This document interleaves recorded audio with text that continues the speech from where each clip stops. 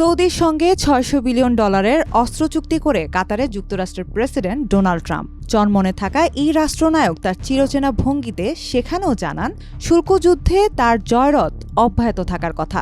দাবি করেন যুক্তরাষ্ট্র থেকে আমদানি করা সব ধরনের পণ্যের উপর শুল্ক আরোপ না করার প্রস্তাব দিয়েছে ভারত। তবে সেই দাবি বিনয়ের সঙ্গে নাকচ করেছে তার বন্ধু নরেন্দ্র মোদীর সরকার। গত 15 মে ভারতের পররাষ্ট্রমন্ত্রী এস জয়শঙ্কর এক বিবৃতিতে বলেন, আলোচনা এখনও চলছে এবং সবকিছু চূড়ান্ত না হওয়া পর্যন্ত কিছুই চূড়ান্ত নয়।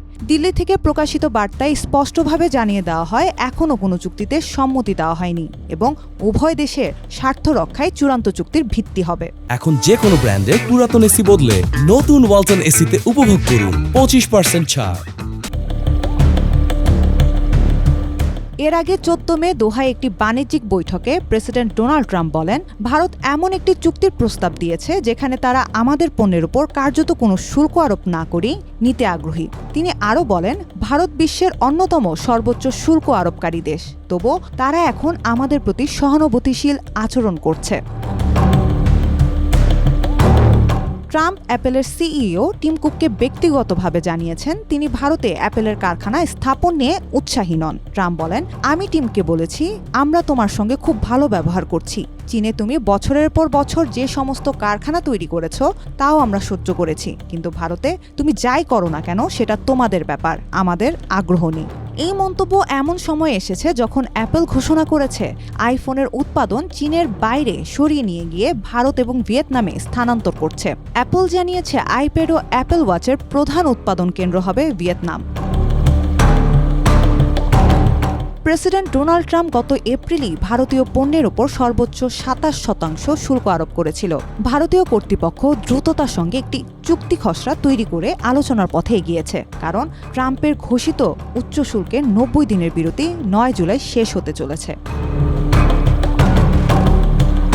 সাম্প্রতিক সময়ে ভারতের সবচেয়ে বড় বাণিজ্যিক অংশীদার ছিল যুক্তরাষ্ট্র। দুই দেশের দ্বিপাক্ষিক বাণিজ্যের পরিমাণ ছিল $190 বিলিয়ন। ভারত ইতোমধ্যেই বারবন হুইস্কি, বড় ইঞ্জিনের মোটরসাইকেল সহ কয়েকটি মার্কিন পণ্যের উপর শুল্ক হ্রাস করেছে, কিন্তু তবুও যুক্তরাষ্ট্রের সঙ্গে ভারতের $45 বিলিয়ন বাণিজ্যিক ঘাটতি রয়েই গেছে, যা ট্রাম্প প্রশাসন হ্রাস করতে চায়।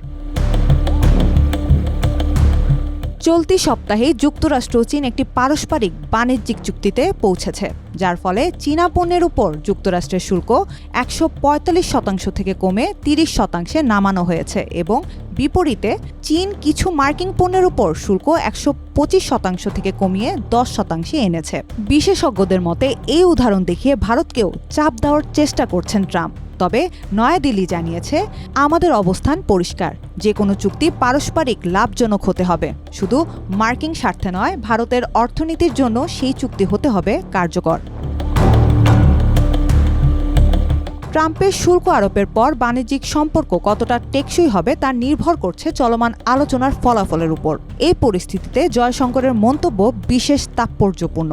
তিনি বলেন, বাণিজ্য চুক্তি শুধু কাগজ কলমে নয়, বাস্তবিকভাবে কার্যকর হওয়াটাই গুরুত্বপূর্ণ। তাই যতক্ষণ না সবকিছু চূড়ান্ত হয় ততক্ষণ কিছুই চূড়ান্ত নয়।